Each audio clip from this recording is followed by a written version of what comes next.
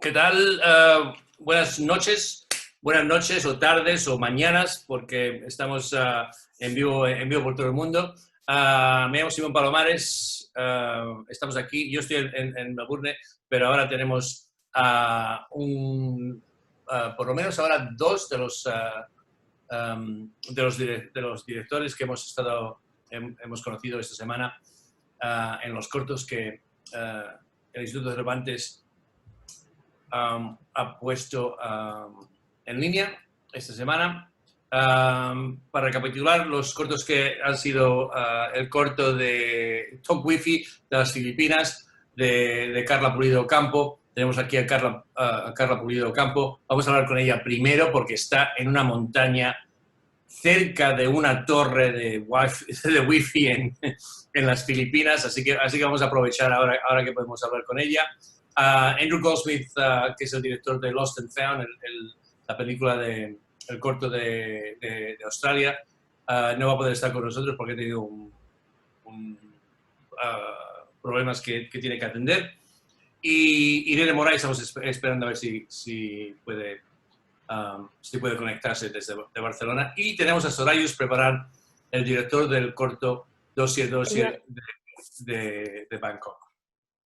He llegado, perdón. Hola Irene, ¿qué tal? ¿Qué tal? Entonces ya hemos empezado perfectamente.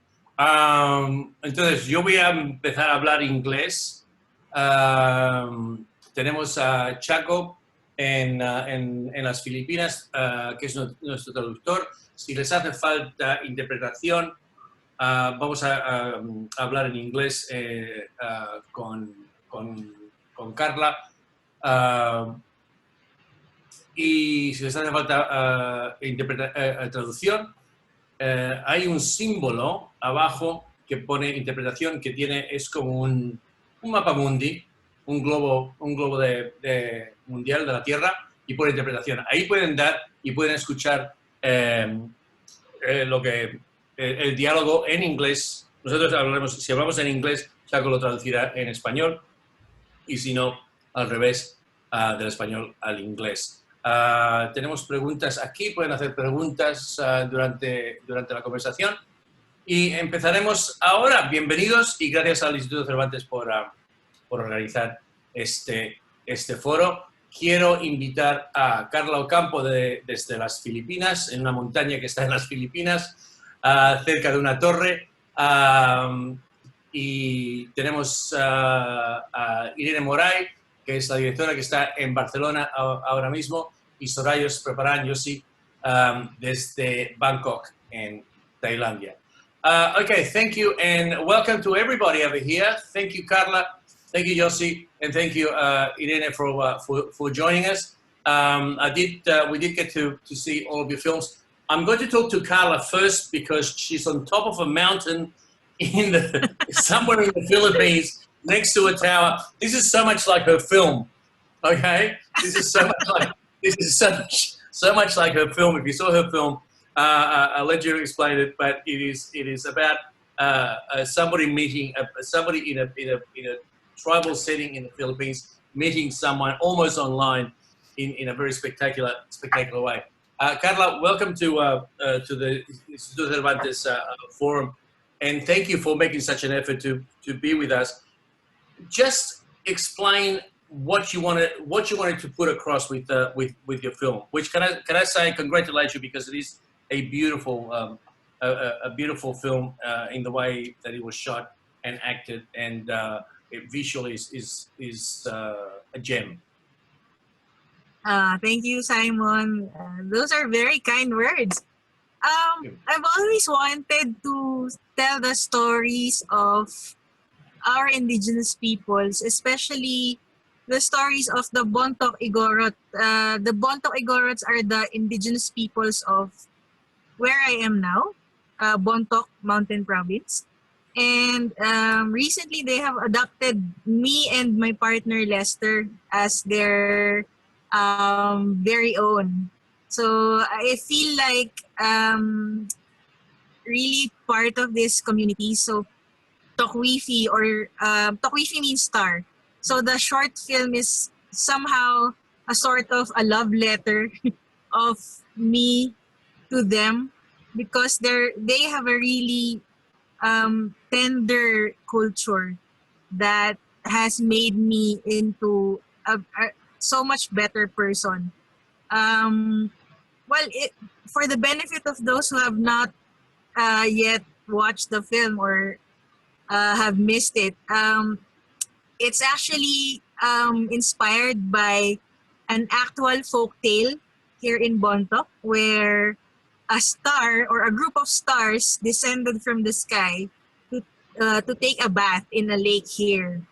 And somehow one star was left behind, and a Bontoc man saw that star, and eventually they got married.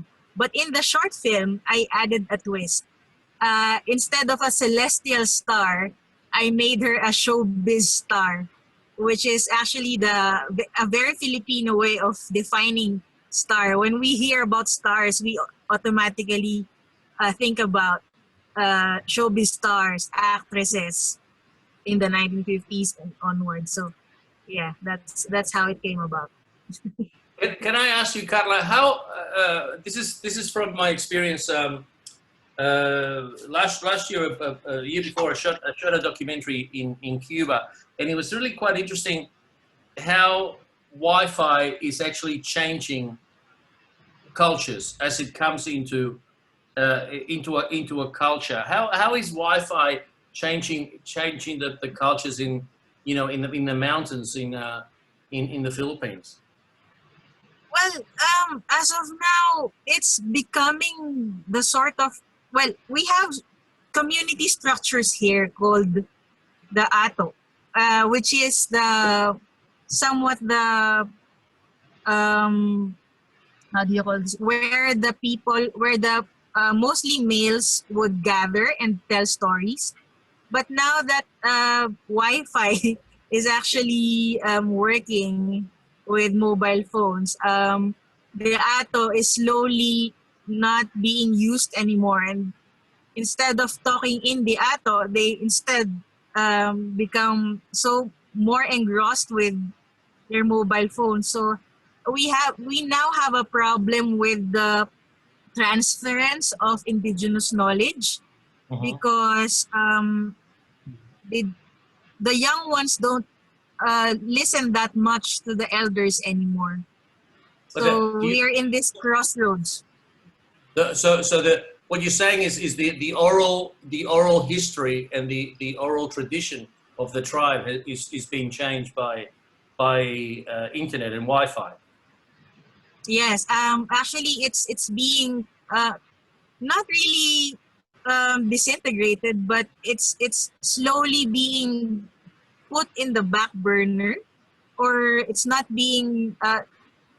If you saw in the film, traditionally they tell stories around the campfire. That's a very common thing in the past, but nowadays they don't do that thing that much anymore. People are always on Facebook, so that's the new venue for telling stories right now here in Bontoc. Right. So the landscape is changing. I'm going to go to Sorayos, because we've been very lucky with the coverage with your connection, Carla.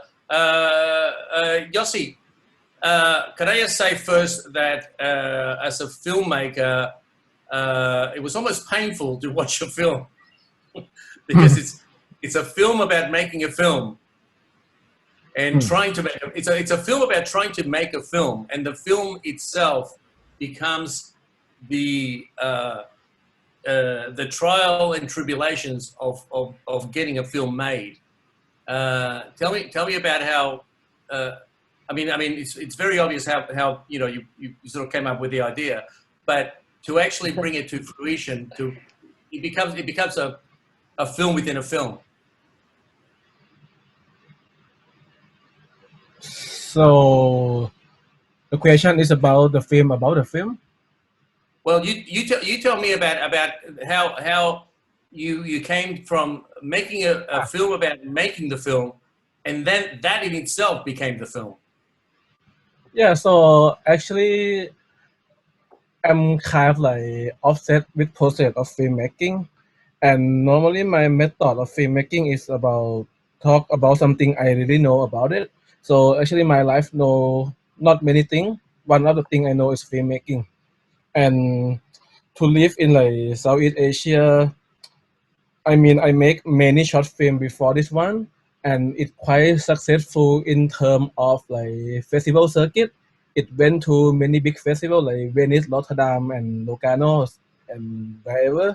But I I kind of feel like with this profile, you should like make the film easier in the next film. But it not happen to me anyway, because in my country we don't have like short film fund.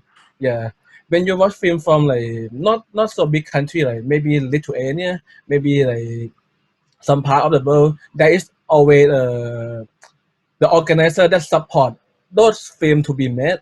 But on the other hand, in my country, it's like it's barely nothing. So I feel sad about it, and it's so hard for me back then. So I just want to express it out. So I made this one. Yeah. Okay, I will come back to all of you to ask you about making films in your own countries, because Okay. I think you all share the experience of being young filmmakers trying to make a film, and we all know I don't think it gets any easier in any country. Can I also say, so Yossi, that it was beautifully shot. I mean, some of the camera work in your film was absolutely stunning. Was that something that was worked just we all worked together on the look of the film, or was that the cinematographer?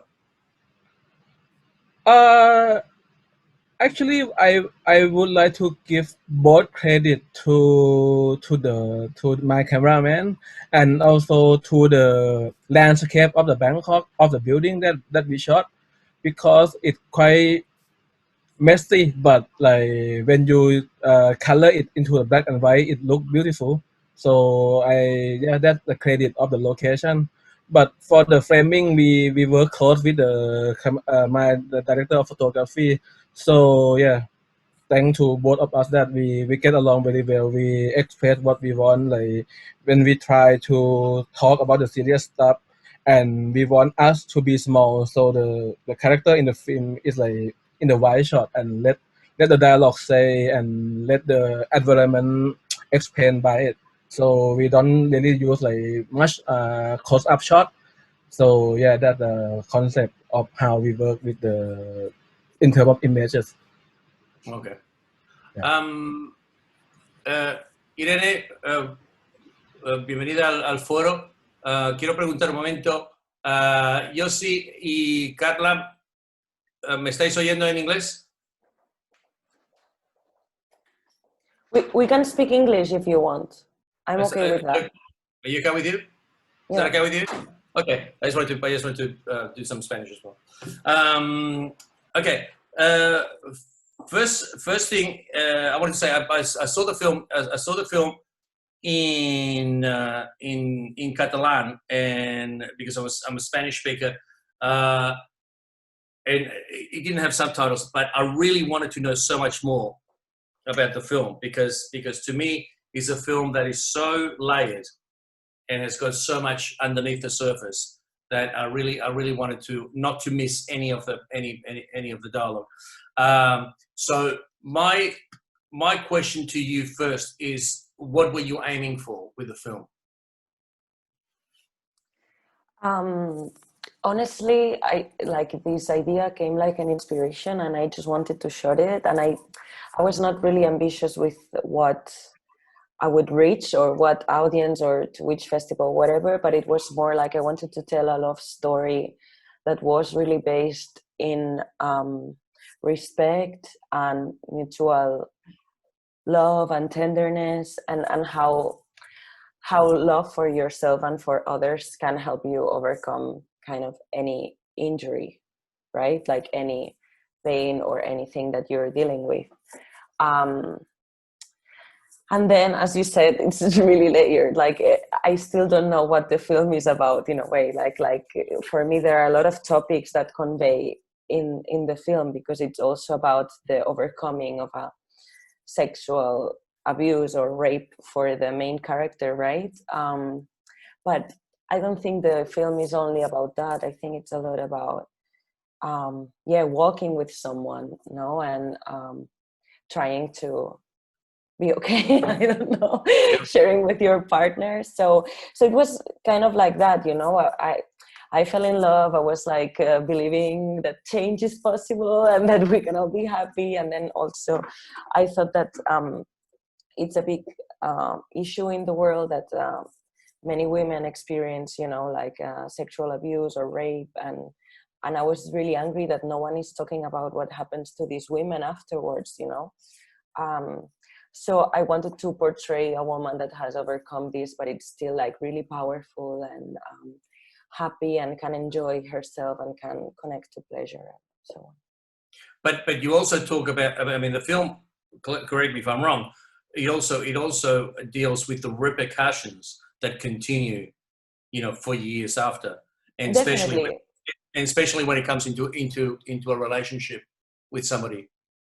Definitely, but for me, kind of, it's like, okay, she is hurt, and this injury could be any other one, no? Like, we are all hurt in some way, and it's like, okay, I chose this topic, it's rape, and how, she still has this injury, but she can deal with it. And every time, you know, like for me, it's just a weekend of this couple, and you can really see that, okay, she has done some work before and she has still some work to do. You know, it's like the process is not over. It's just a moment of hope in her life where she can reconnect to herself, and you can imagine that she will be better with time, you know. And I think this can apply to any hurt that we have as human beings, you know, like violence always has an impact on ourselves, and it's, but we can, you know, like there's hope if we treat each other with respect. You know?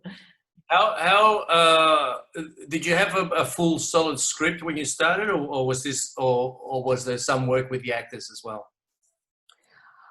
We had a script for sure. When we rehearsed, I changed the script so that adapting it to their own words or whatever.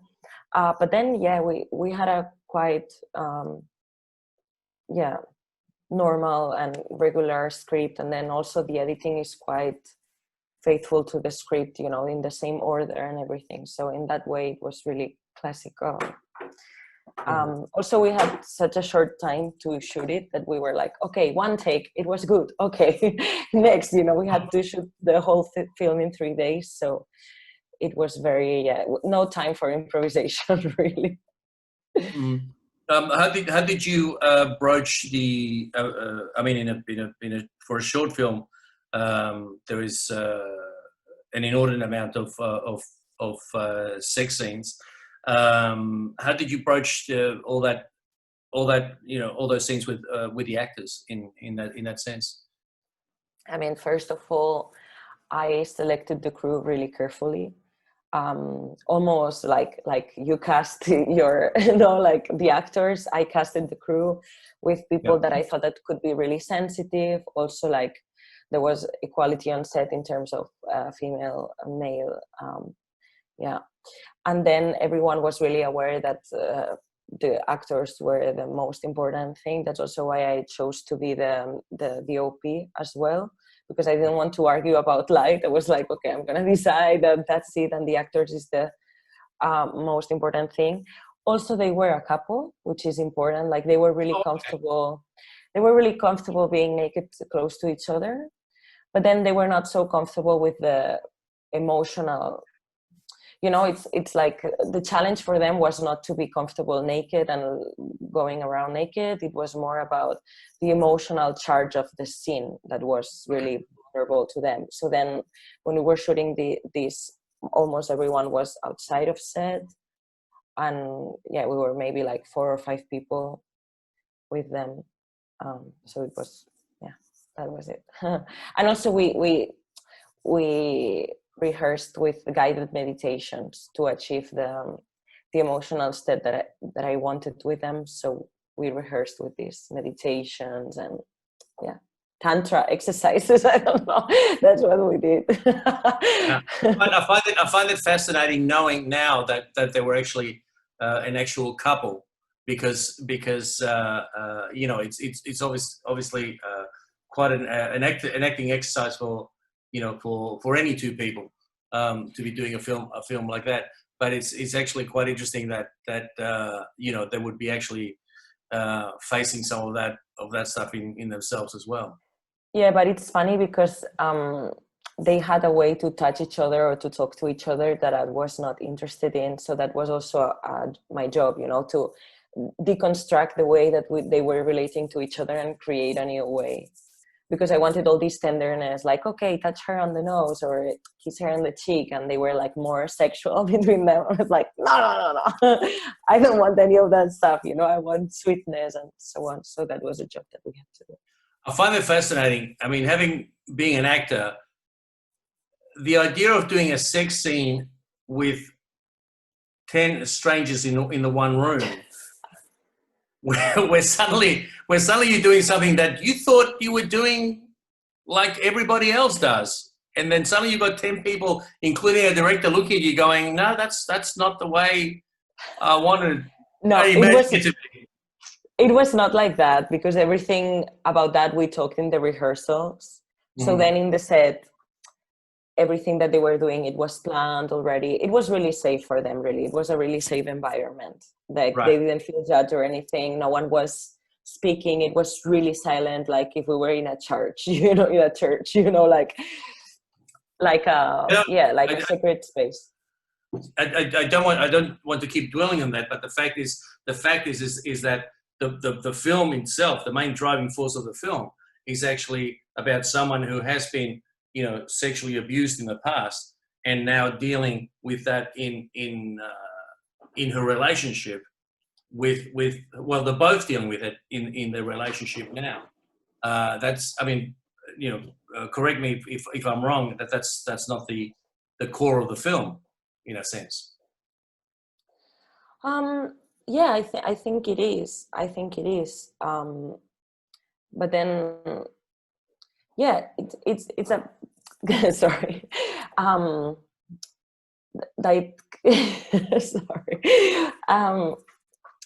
Yes, like I wanted to, like I have so many people around me that have experienced something like this, and I think, at least where I'm from, like I don't know any woman, like literally I don't know any woman who hasn't suffered something similar. Maybe not rape, but that maybe someone trespassing your limits, or someone grabbing you in the bus. Like all these tiny things affect you. And I have been working with women, like with alternative therapies and blah blah, and many of them couldn't have orgasms, and I was really shocked by that. Like, why couldn't you connect with your own pleasure? And most of the time it was because they had an experience like this, smaller or bigger, or with a stranger, or with their partner, or with someone from their families. But there was always this story of someone trespassing your limits, and I think we haven't been told that we can actually draw these lines and they should be respected, you know. And it was really painful for me that every time that we talk about this in the media, it's like, re-victimizing the woman, or like putting the rapist as a stranger and a monster. And it was like, oh no, this is not happening like that, you know. So I wanted to tell a story that was really hopeful, with a lot of light, about the pain, but also the pleasure, you know. Like, what about the pleasure of a woman that has experienced rape? But what about the pleasure that comes after? It can happen. Why don't we put light on that? Why don't we give permission to these women to enjoy themselves, to connect to nature, to connect to, I don't know, God, whatever, you know, like whatever they need. And for me, it was that, you know, like almost like an act of love to these women that I admire and I think are powerful, and they are not shaped for this one experience, you know. And it's like, it's fucking painful. It's painful for all of us, because it's so extended that it's like we are like sisters, we are connected, you know. And when it happens to one woman, I'm hurt deeply inside, but then it's like, well, there's also this side of the story that no one is telling. And I'm talking a lot, I'm sorry. Enough. I also, it's the fact that once something happens to you, that you know, a hurtful event happens to you, that you set up those boundaries within yourself. And then when it comes time to have a relationship further down the track, you know, what boundaries do you take down as you let somebody else into your life, and the boundaries that sort of get in the way of new intimacy and so on. It is, you know, that's why I really didn't want to miss a single word of the dialogue, because it is so layered in its content. Carla, let me get back to you, because now I just want to go around about getting a film made, and I know that it's not easy in any country, but getting a film made in each one of your countries. Carla, how did you go around? How did you go about making your beautiful film in the Philippines? Well, we're very lucky to be. We have a lot of grant-giving film festivals here in the Philippines, and I submitted my concept for this short film to Q Cinema International Film Festival, and it's one of the biggest and one of the most.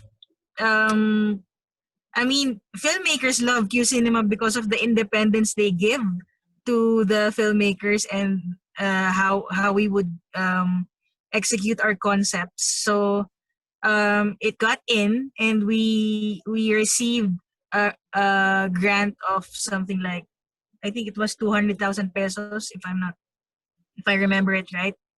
And that's quite a lot, to be honest, because mostly here in the Philippines, short films are not funded enough, because a lot of people think that short films are just student films. That's how limited some people would think about short films.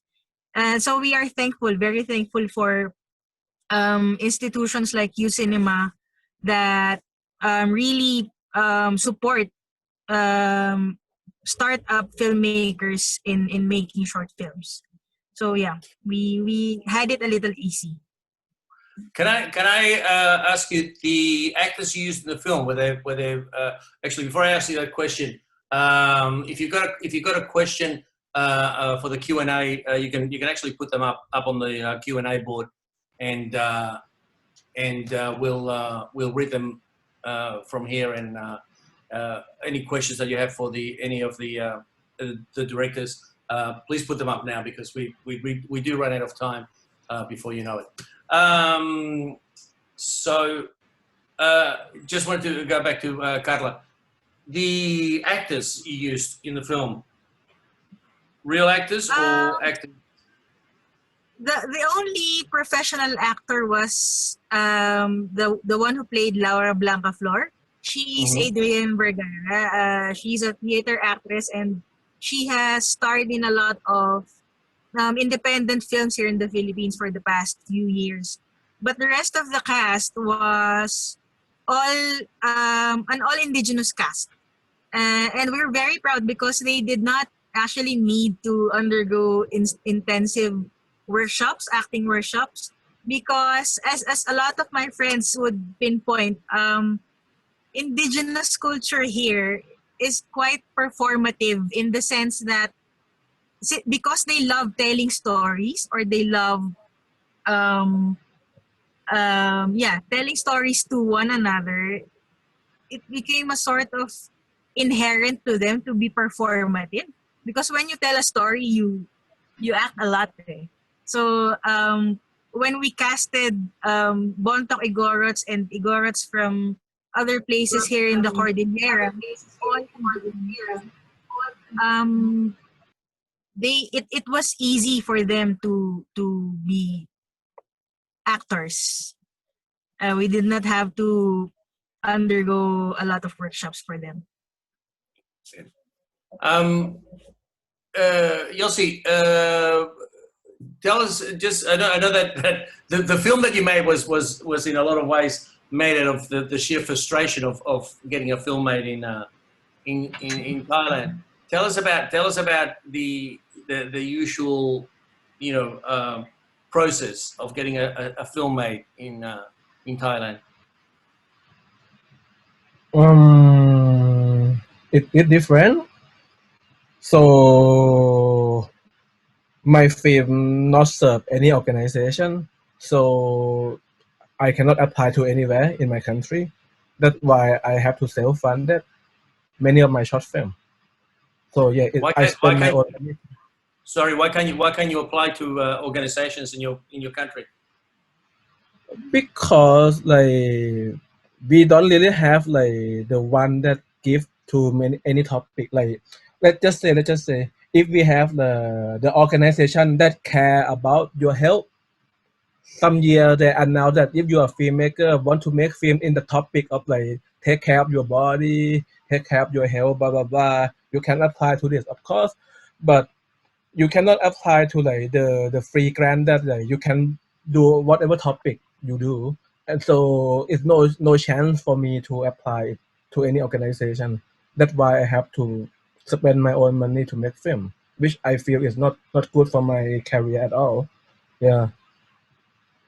So basically, what you're saying is that the funding basically asks people to stick to very basic guidelines every year.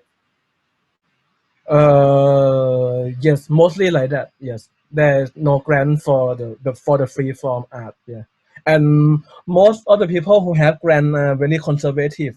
They care about, hey, you should make film like to say good thing about your country, say good thing about your nation, and this is not my kind of thing. I don't see my country is that good. I can share the bad thing that happened in my country better in my film, so they always reject me.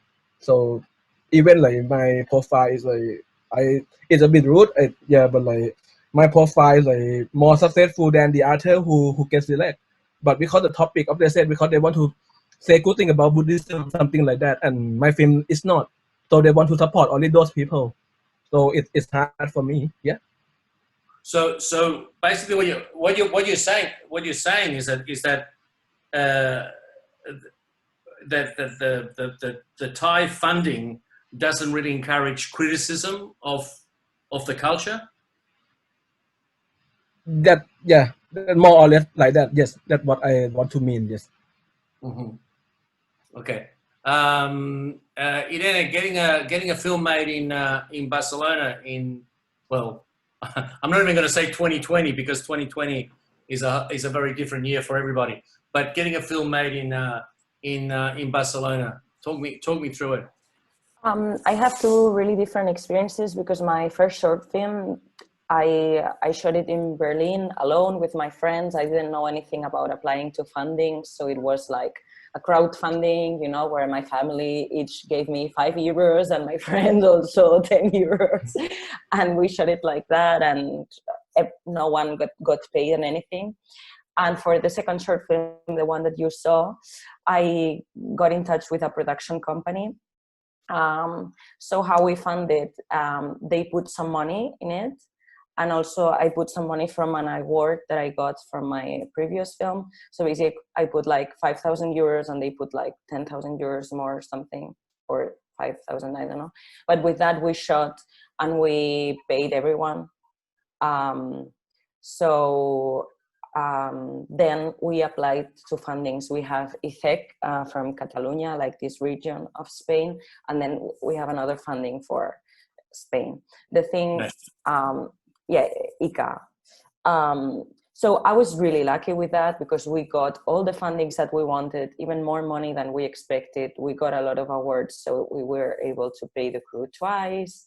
This was a really lucky experience. But then on the other hand, because there was this production company, I fought a lot for my crew to get paid, but then I didn't get much money from this, and these months of COVID that I didn't have a job, I was surviving with the previous film that was like really sketchy and so on, because the awards, I could get them for myself, and and there are these digital platforms, so I could keep that once that I paid the crew.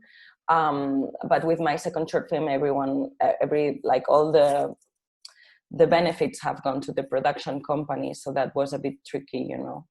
But at least I could. Yep. Go ahead. No, that at least, you know, I could shoot it with the kind of resources that I wanted. As I said, we had to shoot really quickly because we didn't have that much money, and I had to choose between everyone getting paid or shooting for more days.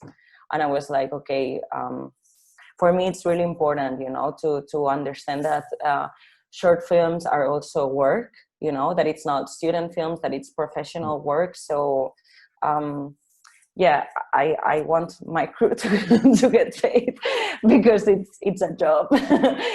When it's possible, of course. Sometimes if you don't get the funding, then you do it for love, and I'm okay with that. But if you have the possibility, then I would rather. I just want to ask you, because you talking about funding from Catalonia and funding and national funding in Spain, and your film is shot in Catalan. Mm-hmm. Does the funding from the two different places influence your choice of language, or is that something that then you can then change in the dubbing or later on?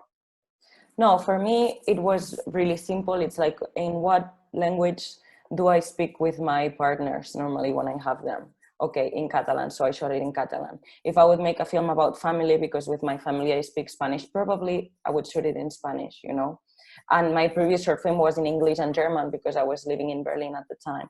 So it's really, I mean, every decision is political in a way, but in terms of language, I thought, okay, what is most natural for me? And I would still get this funding because I'm from Barcelona and Catalonia. So I think you have more chances to get the Catalonia funding if it's in Catalan, but I didn't think about that. I didn't even know that this funding existed. You know, I was like a freelance filmmaker, and I was like, I wrote this. How can I get the money to do it? And I'm still learning about all of that. So.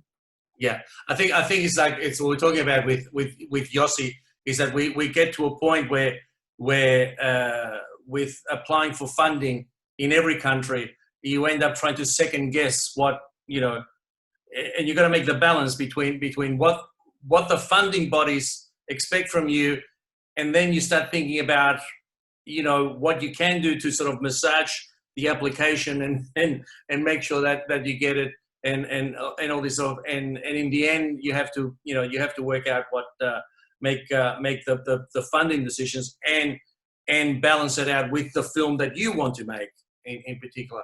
Can I just I've got a question from Marina here who says, do you feel more secure and comfortable and free filming shorts, or would you rather shoot a feature film?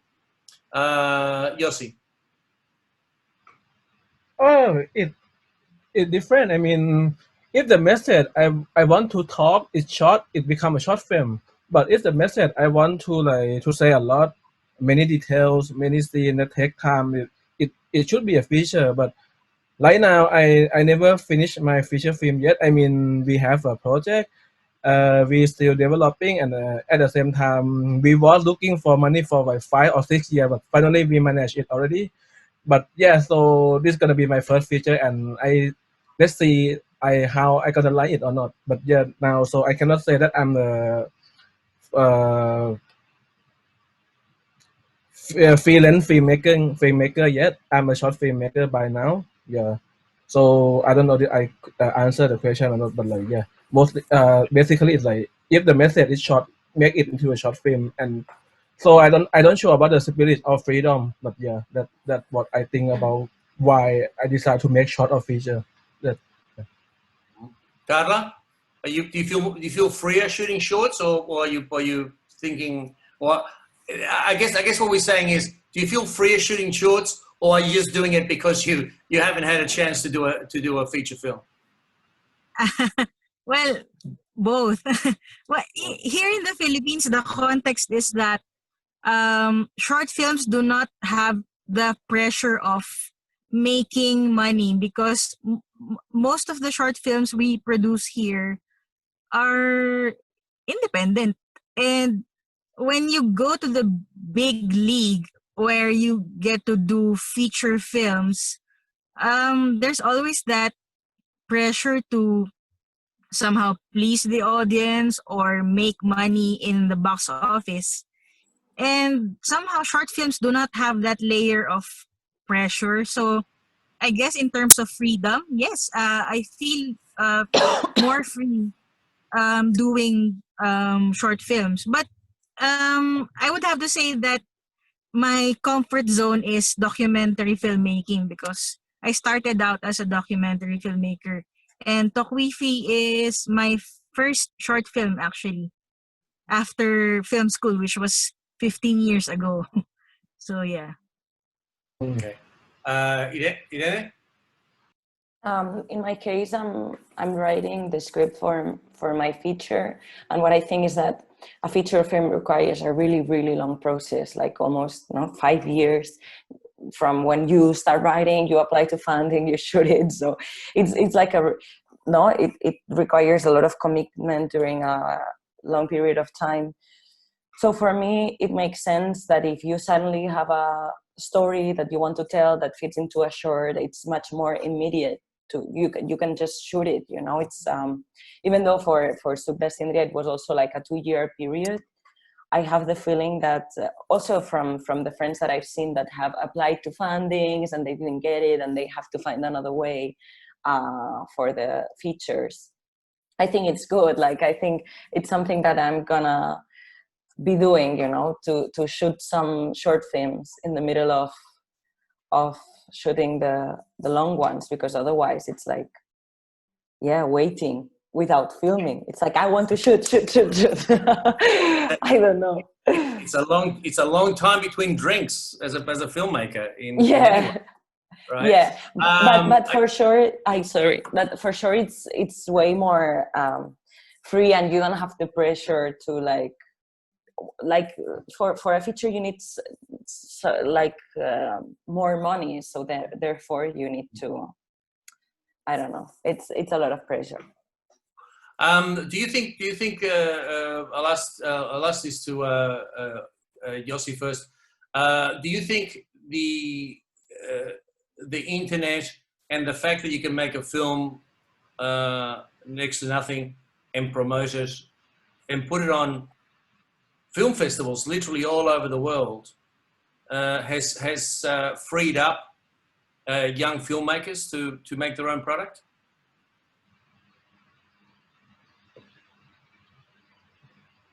Oh, sorry, I don't think I understand the question. Okay, the fact that now you can actually make a short film on your phone if you want to, and I think there are 5,000 film festivals online around the world. Okay, does it make it easier for a young filmmaker to produce their own films, or do you still hope and aim for the blessing of funding? I think I divide this question in two parts. Like, actually, to making film is the same with or without phone or without internet. Like, you can make a film, but the other, as I see in the question, is like how you put your film to be shown, to premiere, and of course the big festival help. The cinema always helps. You can like sign up as your own YouTube channel or Vimeo channel, but if you are no one, you may need someone that famous than you. That I might say it in the not a good explanation, but like if let's just say if Venice Film Festival is famous than me, so I must submit my film to have a Venice fan to see my work. So that's how it works in my opinion about the film festival circuit world. But if one day I'm more famous than that festival, I don't care. I just release it in my own way. So back to the question that internet help or not. So it help and it also not help at the same time. So it can help some people, but it also cannot help some people. But in the end, it's not about the famous or not, but it's about like how you present yourself for the online viewer. It's how you do your marketing thing, which I don't like to do. I just like want to submit it to the festival and let them like help us like promote our film. That what I think. Yeah. Are we all just aiming to be able to make a living out of this? Yeah.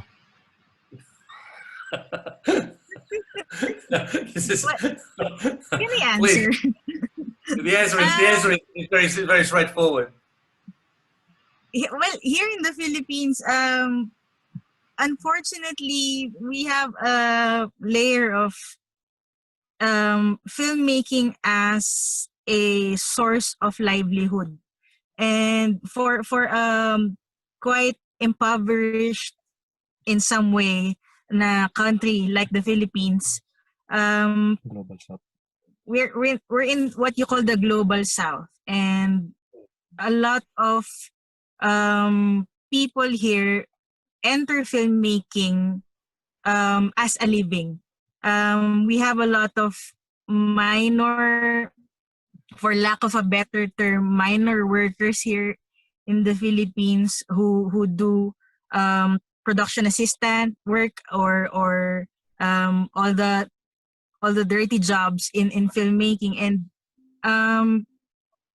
I would like to use the term you used earlier, the blessing of funding, because we would love to pay the film workers their worth, the worth of their jobs, their very heavy jobs in filmmaking. But then great good funding is very hard to come by here in the Philippines, and most of the time a lot of producers would shortchange the smallest film workers and actually do not pay them proper salaries. So we still have this ongoing process of changes here in the filmmaking industry of the Philippines, and we hope sooner we would have to be making films and not worrying about where to get proper funding for all of our workers. I'm just going to finish. I just want to ask you one more question, Carla, because we've got a question from the Q&A here. Did you conduct a film showing? Did you have a film showing of Tokwifi in the Cordillera where you did the shooting? And if so, what was the reaction? Yes, actually, right after our premiere in Q Cinema, we immediately took the film and premiered here in town, here in Bontoc, and the people loved it. They were laughing they know all the inside jokes of the film. The people here know all the inside jokes. Even the way Limayog carried the television, they were laughing so hard at that, because that was kind of a cultural joke. That was how Igorots mostly carry heavy loads here in the mountains. So it was a lovely experience. That was the best audience we ever had, because they understood the film completely and they know the background of the folktale. They know how we subverted it, and they loved the ending also. So it was really a lovely experience. Thank you. We're gonna have to start finishing off. Irene, I'll start with you. What was one thing that you learned making this short film that you take with you onto the next project? Maybe it was the first time that I explored this way, working with the actors, with the guided meditations, and that it's something that really helped me reach this deep emotional state, especially for Elena, the main character. And and also I learned that I could be a DOP because it was the first time that I was doing this job as well, and I actually enjoyed it. So maybe these two are important things that I learned. Okay, I'll ask you, Yossi and Carla. Yossi, one thing that you learned from this particular film that you just made to take on to your next film? it made me have a more confidence. I mean, when I make this film, I was like very disheartened because I submit my project to many places around the world and I got only rejection. But after this one, it was shown in many festivals in Europe, so I went there, and even the filmmaker who have a film in the same competition, like even like understand my feeling, and of course we heal each other by like just give encourage, give hard support that you just have to fighting to make your film happen. But and one good thing about making this film finish is become one of the CV, right? And when I apply to the funding, so the selection committee have to watch this film also. So maybe they feel pity for me. So in the end, I finally get a grant. So yeah, maybe I act as a pity boy. Hey, give me money. I want to cry now. So yeah, I think it's another benefit that I get for this film. Carla, one thing that you learned from this making this film that you take on to the next one.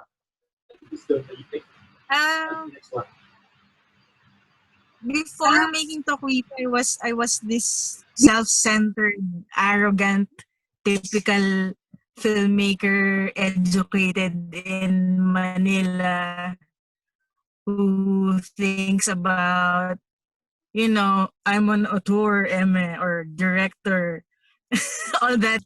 I'm a filmmaker. But doing Tokwifi reintroduced me to the communal way of doing things, because indigenous Filipino culture really is all about the community. It's all about communality. It's all about collaborative work. And I was again rooted to that base of the Filipino heart who values collaborative work. So I'm very thankful for the chance to be working with the Bontoc Igoros, who, again, taught me about keeping your feet on the ground and not being that filmmaker high up there just because you're an artist.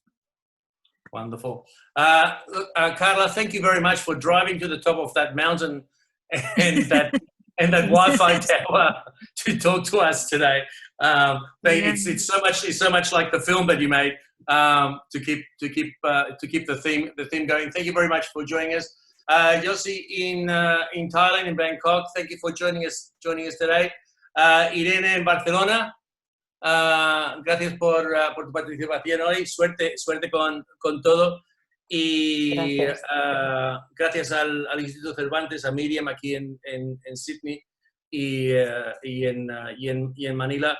Y suerte con todos los proyectos en el futuro. Y hasta la próxima. Soy Simón Palomares y gracias por estar con nosotros esta tarde. Gracias. Gracias. Hasta luego. Gracias.